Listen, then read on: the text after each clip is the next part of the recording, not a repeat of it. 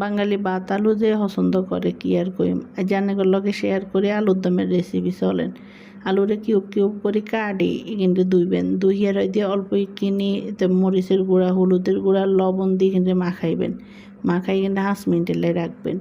রাইয়া দিয়ে তেল গরম করবেন, করিয়ে মাখাই না আলু কিন্তু এসে তেলের মধ্যে ছাড়ি অল্প কিনি করে বাজি লইবেন। বেশি বাজন লাগতো না, হালকা একখানা গায়ে গায়ে বাজি লইবেন, যেন মশলা একখানা বাজি গায়ের লগে লাগি যায় আলুর। দিয়ে উড়াইবেন।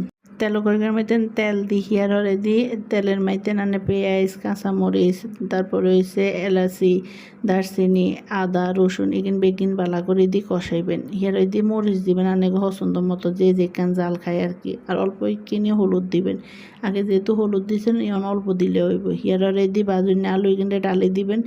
ডালি বালা করি কষাইবেন। একখানা কষাই হিয়ারে দিয়ে মেদিন অল্প করে পানি ডালি দিবেন। পানি ডালি দিয়ে হিয়ারে দিয়ে বালা করে পানি শুকা